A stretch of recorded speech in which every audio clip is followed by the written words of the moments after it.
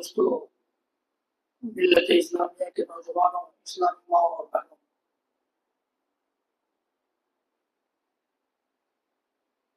اسلامی کیلنڈر کا نیا سال شروع ہوا ہے۔ پہلا مہینہ محرم الحرام اور اس کی تیسری تاریخ سے آج ہم وہاں گزر رہے ہیں۔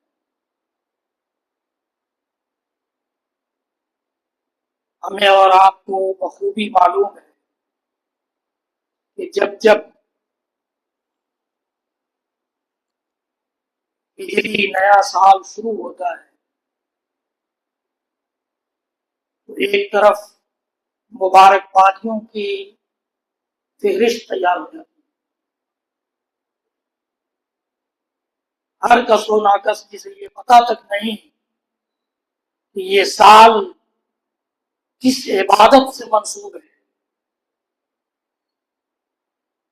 جسے یہ نہیں پتا کہ سال اور مہینوں کی ترتیبوں میں ہمارے لیے کیا سبق ہے، وہ لوگ بھی مبارکباد دینے لگتے ہیں اور ہم خوش ہو جاتے ہیں کہ فلاں صاحب نے تو سارے مسلمانوں کو مبارکباد دی، اسی پر ہم خوش ہو جاتے ہیں، کیونکہ نہ ہمیں اس کے سمجھنے کی ضرورت ہے اور کسی اور نے نہیں سمجھا تو ہمیں اس کی کیا پرواہ۔ اور دوسری جانب لائق احترام مہینوں میں سب سے زیادہ محترم مہینہ، اسی وجہ سے اس کو محرم کا نام دیا گیا۔ ایکسٹرا آرڈنری، غیر معمولی حرمت حاصل ہے محرم۔ اس کی حرمتوں کی دھجیاں اڑاتے ہوئے مسلم معاشرہ طرح طرح کے رسوم و رواج، بدعت و خرافات اور حضرت حسین رضی اللہ تعالیٰ عنہ کے نام پر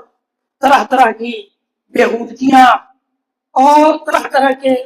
بدعات خرافات یہ ان کے درمیان چلنے لگے۔ حضرات گرامی، دن اور رات کا بدلنا، مہینوں اور سال کا بدلنا، یہ اللہ کی نشانیوں میں سے۔ اللہ تعالیٰ نے فرمایا کہ ان فی خلق السماوات والارض واختلاف اللیل والنہار لآیات لأولی الالباب، کہ زمین و آسمان کی پیدائش میں ہی صرف نہیں، زمین و آسمان کی پیدائش کے ساتھ ساتھ دن اور رات کے بدلنے میں، ہم اور آپ جانتے ہیں کہ دن اور رات سے کئی دن کئی راتیں جب جمع ہوتی ہیں تو مہینہ تیار ہوتا ہے اور پھر 12 مہینوں میں ایک سال بنتا ہے۔ تو اللہ تعالیٰ نے ان رات دن کی تبدیلیوں میں عقل والوں کے لیے نشانیاں رکھا ہے۔ فرمایا کہ فی خلق السماوات والارض واختلاف اللیل والنہار لآیات لأولی الالباب، لیکن بجائے اس کے کہ ہم رات اور دن کی تبدیلی، مہینوں اور سال کی تبدیلیوں کو اپنے لیے سبق کا، اپنے لیے سیکھ کا، اپنے لیے پیغام کا وقت سمجھیں، یوں ہی لایانی طور پر کھیل کود کرتا ہے۔ دوسری قوموں کی طرح سے جس طرح سے انہوں نے اپنا سال سیلیبریٹ کیا، اپنے سال کی شروعات میں جشن منائے، ہم نے بھی وہی سیکھ لیا۔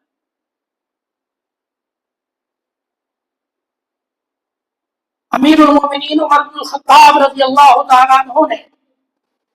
اپنے دور خلافت میں جب اسلامک اسٹیٹ کا بہت زیادہ وسیع و عریض دائرہ ہو گیا، بہت زیادہ کشادگی ہو گئی اسلامی حکومت، اور اب ضرورت پڑنے لگی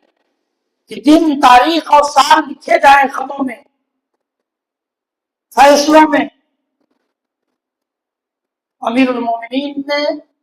یہ طے کیا کہ اسے اللہ کے نبی صلی اللہ علیہ وسلم کی ایک مقدس عبادت سے منسوب کیا جائے.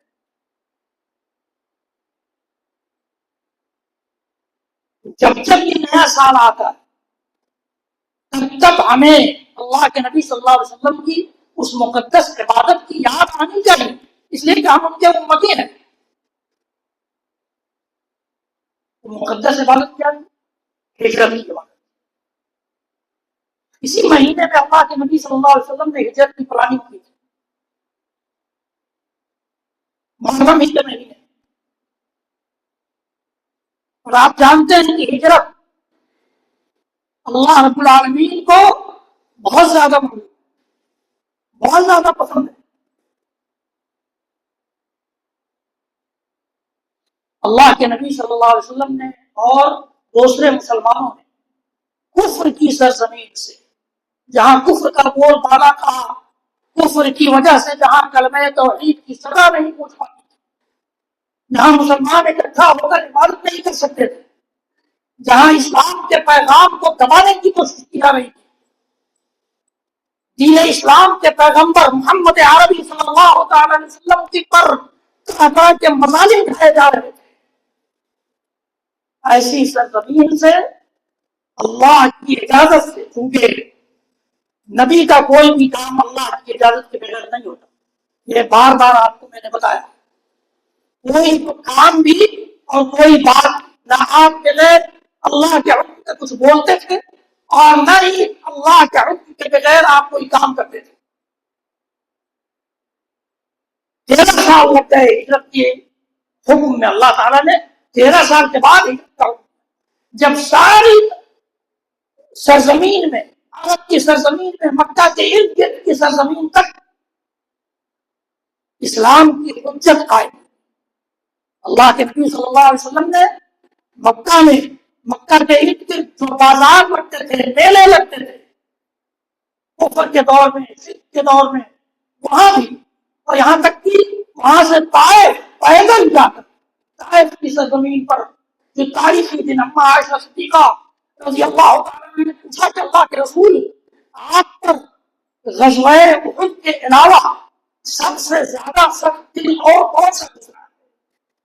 اللہ کے نبی صلی اللہ علیہ وسلم نے فرمایا کہ جب تمہاری قوم نے مجھے رسوا کیا، مجھے زخمی کر دیا، میرا خون لہو آ کر میرے جوتوں میں جم گئے، میں نے پناہ مانگی تھی تو پناہ نہیں ملی تھی. طائف کی سرزمین کے واقعے کو یاد کرتے ہوئے اللہ کے نبی صلی اللہ علیہ وسلم نے اشارہ کیا کہ اللہ تعالیٰ کی غیرت بھی برداشت نہیں کر سکی اور باہر کے فرشتوں کو بھیجا، جبریل امین کو بھیجا کہ جبریل جا کر پوچھئے محمد رسول اللہ صلی اللہ علیہ وسلم سے تم کا کیا ارادہ؟ جبریل امین آ کر پوچھتے ہیں کہ میں اپنے ساتھ پہاڑوں کے فرشتوں کو لایا ہوں، آپ کے حکم کا انتظار ہے، آپ حکم دیں گے تو یہ دونوں پہاڑوں کے بیچ میں اس قوم کو کھینچتے. جبریل امین کے ساتھ وہ فرشتوں نے آ کر سلام کیا اور اللہ کے رسول صلی اللہ علیہ وسلم سے اجازت طلب کی، مشورہ کیا. اللہ کے نبی صلی اللہ علیہ وسلم جو رحمت للعالمین بن کر آئے تھے، سارے جہان والوں کے رحمت بن کر آئے تھے، آپ چاہتے ہو دے دیتے. اللہ تعالیٰ کی طرف سے پیغام آیا تھا، اللہ کا فرشتہ آیا تھا، گویا اللہ تعالیٰ بھی یہی چاہ رہا تھا. لیکن امام کائنات رحمت للعالمین محمد عربی صلی اللہ علیہ وسلم کی رحمت پر قربان جائیے، آپ نے کہا کہ آج میں کل اللہ تعالیٰ کے نسل سے ایسی قوم کو پیدا کر دے گا، ایسے لوگوں کو پیدا کر دے گا جو توحید کا نمبر دار ہوں گے اور میری رسالت کے مشن کو آگے بڑھانے والے. یہ کہہ کر فرشتوں کو لوٹا دیا. ان سارے ادوار سے، سارے زمانوں سے گزر کر ہجرت کا عمل پیش آیا. ہجرت کا عمل اللہ کے نبی صلی اللہ علیہ وسلم نے اللہ تعالیٰ کے حکم سے کیا. یہ کفر کی سرزمین سے اسلام کی سرزمین، کمزور جگہ سے، جہاں مسلمان کمزور تھے، خود نبی بھی کمزوری کا شکار تھے، کمزوری محسوس کر رہے تھے، اس لیے آپ مکہ سے باہر گئے تھے کہ وہاں سے کچھ قوت مل جائے، کچھ طاقت مل جائے، کچھ سپورٹ مل جائے، کچھ حمایت مل جائے. لیکن وہاں سے بھی نہیں، رسول کی جگہ سے مضبوط جگہ آپ تشریف لے گئے، اور آپ جس جگہ گئے وہاں اسلام کی بنیاد ہی نہیں، اسلام کی بنیادی تعلیمات ہی نہیں، آزاد کا جس دن آپ مدینہ پہنچے اس دن اسلامک اسٹیٹ کا قیام عمل میں آیا۔ اس کا یہ سال جب شروع ہوتا ہے تو ہمیں تو یہ چیز جاتا ہے اللہ کے نبی صلی اللہ علیہ وسلم کی ان مشکلات کے ادوار اور مشکلات سے اللہ تعالیٰ نے کس طرح سے آسانیوں کی طرف آپ کو روانہ فرمایا، اس کی یاد دلاتی۔ یہ نیا سال جب جب شروع ہو تو ہمارے دل و دماغ میں یہ یادیں تازہ ہونا چاہیے، اللہ کے نبی صلی اللہ علیہ وسلم کی سیرت پر گفتگو ہونی چاہیے، اللہ کے نبی صلی اللہ علیہ وسلم نے نئے سال کے موقع سے کیا کیا ہے کیا نہیں کیا ہے اس کا تذکرہ ہونا چاہیے، لیکن ایسا نہیں ہوتا ہمارے مسلم سماج میں۔ اللہ کے نبی صلی اللہ علیہ وسلم کی ہجرت کی طرف اس سال کو اور سالوں کے اس سلسلے کو حضرت امیر المومنین عمر بن الخطاب رضی اللہ تعالیٰ عنہ نے اسی وجہ سے، اسی مناسبت سے منسوخ کیا تھا کہ آنے والی امت، نبی اکرم صلی اللہ علیہ وسلم کی پوری امت کے سامنے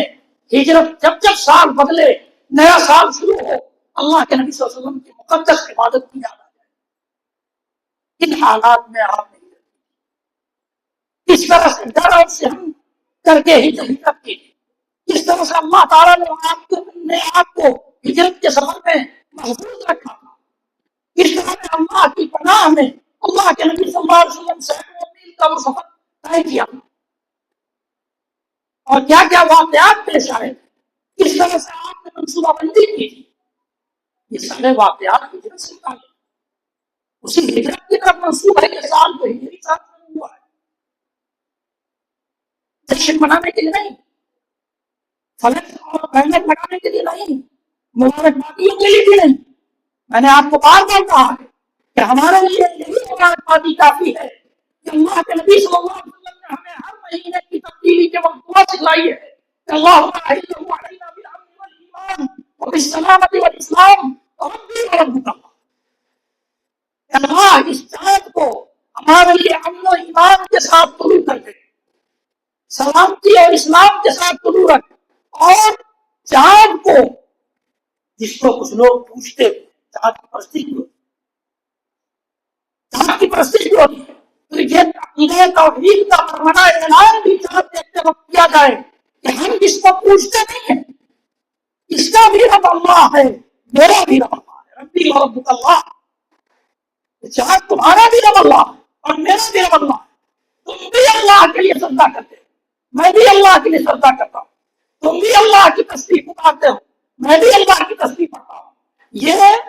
اللہ کے نبی صلی اللہ علیہ وسلم نے جو دعا سکھلائی ہے یہ مبارکباد کے لیے کافی ہے۔ ہم نے ایمان اور سلامتی اور اسلام سے بڑھ کر اور کیا کریں،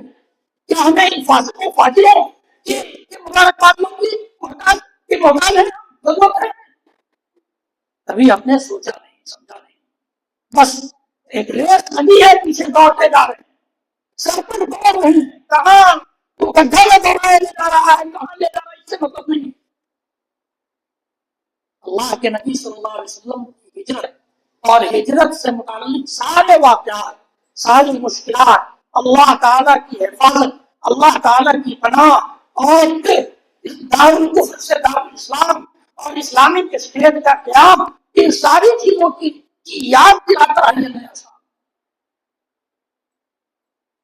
اسی طرح سے جب جب یہ نیا سال شروع تب تک ہمیں اور آپ کو اپنی زندگی کا احساس ہونا چاہیے۔ ہم اور آپ اچھی طرح جانتے ہیں کہ یہ صبح جو گزر گئی وہ ہماری زندگی میں دوبارہ نہیں آئے گی، شام جو آ رہی ہے یہ جب گزر جائے گی تو پھر وہ شام نہیں آئے گی۔ ہماری زندگی میں اگر اللہ تعالیٰ نے کچھ شام اور کچھ صبح لکھی ہیں تو اتنا وہ کٹ گیا۔ اللہ تعالیٰ نے جتنے سال کی عمر ہمیں اور آپ کو دی ہے، سال بدلنے کے وقت ہمیں اور آپ کو محسوس ہونا چاہیے کہ ایک سال اور ہماری عمر کے کٹ گئے، گزر گئے، اب وہ سال نہیں آئے گا۔ اگر ہمیں 7 سال کی زندگی اللہ تعالیٰ نے دی ہے ایک سال گزر جانے کے بعد تم سک دیا ہم محاسبہ کریں کہ ہم نے 1447 کا جو سال گزرا ہے ایک سال ہم نے اس میں اللہ تعالیٰ کی اطاعت شعاری میں کتنے کام ہم نے اللہ تعالیٰ نے جو عبادتیں ہم پر فرض کی ہیں ان کا کتنا اہتمام کیا اللہ تعالیٰ کے لیے ہم نے کافی عبادتیں کتنی انجام دی کتنے صدقات و خیرات کیے ایک طرف تو یہ دیکھیں اور دوسری جانب یہ بھی دیکھیں کہ ہم نے اللہ تعالیٰ کی نافرمانی کتنی کس طرح ہم نے اللہ کے احکام کو پامال کیا کس طرح سے جس کا نام لیتے ہیں ہم جس کا کلمہ پڑھتے ہیں جس کے رسالت پر سب گھومتے ہیں جس پر جان دینے کی بات کرتے ہیں جس سے محبت کا دم بھرتے ہیں جس لوگ کا عشق بھی کرنے لگ جاتے ہیں محمد رسول اللہ صلی اللہ علیہ وسلم کی اداؤں کو ہم نے کس قدر پامال کیا یہ سوچیں دیکھیں یہ سال اس لیے بدلتا ہے سال اس لیے بدلتا ہے ہم نے پچھلے سال میں محرم کا مہینہ بھی گزرا رمضان کا مہینہ بھی گزرا ذوالحجہ کا مہینہ بھی گزرا میں ان 3 مہینوں کا نام اس لیے لے رہا ہوں کہ محرم کے پہلے اشرے اور رمضان کے آخری اشرے اور ذوالحجہ کے پہلے اشرے ایک خاص اہمیت اسی طرح سے ہم دیکھیں کہ سال میں 4 مہینے اللہ تعالیٰ نے حرمت والے یعنی احترام کے لائق اتنا احترام کہ جاہلیت کے دور میں مکہ کے کفار اور مشرکین بھی ان کا احترام کرتے تھے جنگیں بند ہو جاتی تھی ہر قسم کے مظالم سے وہ اپنے آپ کو سرکر کر لیتے تھے جو کر لیتے تھے کیا ہم نے بھی نافرمانیوں سے 4 مہینوں میں اپنے آپ کو بچانے کی کوشش کی اس لیے اللہ کی نافرمانی بہت بڑا ظلم ہے تو کیا ہم نے ایسے مظالم سے اپنے اوپر ظلم کرنے سے ان 4 مہینوں میں اپنے آپ کو بچایا 4 مہینے احترام کے ہیں 3 لگاتار اللہ کے نبی صلی اللہ علیہ وسلم کی حدیث ہے ان الزبان استدار کہیاتی یوم خلق اللہ السماوات والارض کہ زمانہ چکر لگاتا ہے سال جو ہے یہ سال کے یہ مہینے 12 مہینے چکر لگاتے ہیں محرم سے شروع ہوتا ہے ذوالحجہ پر ختم ہوتا ہے محرم بھی حرمت والا مہینہ ذوالحجہ بھی حرمت والا مہینہ سال کا پہلا مہینہ بھی لائق احترام اور سال کا آخری مہینہ بھی لائق احترام اللہ کے نبی صلی اللہ علیہ وسلم فرماتے ہیں کہ یہ تخلیق اور اس طرح کی حیات شکل اللہ تعالیٰ نے زمین و آسمان کی پیدائش کے وقت ہی بنا ان السنۃ اثنا عشر شہرا سال 12 مہینوں کا ہوتا ہے واربعۃ منھا حرم ان میں سے 4 مہینے لائق احترام ثلاث متوالیات ذو القعدۃ وذو الحجۃ ومحرم ورجب بین جمادی و شعبان اللہ کے نبی صلی اللہ علیہ وسلم کہتے ہیں کہ اس سال کے 12 مہینوں میں 4 مہینے لائق احترام ہے ذوالقعدہ ذوالحجہ اور محرم محرم میں ہم لوگ داخل ہو گئے اس سے پہلے ذوالحجہ کا مہینہ تھا لائق احترام حرام مہینوں میں سے حرمت والے مہینوں میں سے اور اس سے پہلے ذوالقعدہ کا مہینہ تھا وہ بھی حرمت والے مہینوں میں سے اور ایک مہینہ آتا ہے جو اسلامی کیلنڈر کا 7واں مہینہ ہوتا ہے رجب کا مہینہ جو جمادی ثانیہ اور شعبان کے بیچ میں ہوتا ہے اللہ کے نبی صلی اللہ علیہ وسلم نے اس پر کہا فلا تظلموا فیہن انفسکم ان مہینوں میں اپنے آپ پر بھی ظلم نہ کرو دوسروں پر تو چھوڑو دوسروں کا حق مار کے دوسروں کو حق قسم کر کے دوسروں کے حقوق کو پامال کر کے ان پر مظالم کرنا تو دور کی بات ہے تم اپنے اوپر بھی اللہ کی نافرمانیوں کے ذریعے ظلم مت کرو اللہ کے نبی صلی اللہ علیہ وسلم تو محاسبہ کیا جائے کہ ہم نے پچھلے سال کتنی نیکیاں کی ہیں اور کتنی برائیاں کی محاسبہ میں نے آپ کو اس سے پہلے کبھی بتایا ہے کہ ہر رات بستر پر سوتے وقت ہونا چاہیے اس لیے جب ہم سونے جاتے ہیں تو ہمیں موت کا اس بات کا تو یقین ہے کہ نہیں معلوم کہ کب آئے لیکن اگر کہا جائے کہ سونے کے بعد ہم جاگ پائیں گے کہ نہیں تو فوراً لوگ کام کھڑا کر دیں کیا بولا، جبکہ اللہ تعالیٰ نے اس نیند کو بھی ایک موت قرار دیا، موت کی ایک قسم ہے،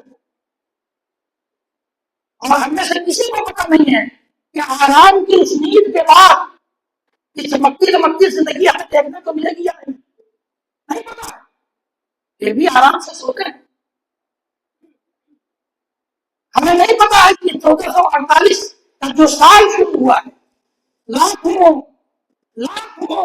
نیتاؤں کی مبارکبادیوں کے باوجود ہماری موت اس سال میں ہو سکتی ہے، ہمیں نہیں پتا، ساری مبارکبادیاں اپنی ایک جگہ پر دھری رہ جائیں گی، چل بسیں گے، پتا ہے کسی کو ہم باقی رہیں گے اگلے سال میں ہونے سے؟ نہیں پتا ہے، اس لیے محاسبہ کی حاسبوا قبل ان تحاسبوا، حضرت عمر بن خطاب رضی اللہ تعالیٰ عنہ، یہ مشہور ہے کہ قبل اس کے کہ اللہ تعالیٰ تمہارا حساب لے اپنا حساب خود کر لیا کرو کہ تم نے اللہ تعالیٰ کے لیے کیا کیا ہے اور اللہ تعالیٰ کے خلاف کیا کیا ہے۔ یہ چند ٹوٹی پھوٹی غیر مرتب باتیں نئے سال سے متعلق تھیں، انشاءاللہ العزیز محرم اور محرم سے متعلق چند نکات اگلے خطبے میں میں آپ کے سامنے رکھوں گا۔ اللہ رب العالمین سے دعا ہے کہ اللہ رب العالمین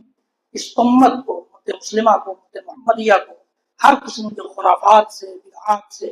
رسوم و رواج سے اور شرک اور کفر تک کے اعمال سے اس مہینے میں بھی اور پورے سال میں بھی محفوظ رکھے۔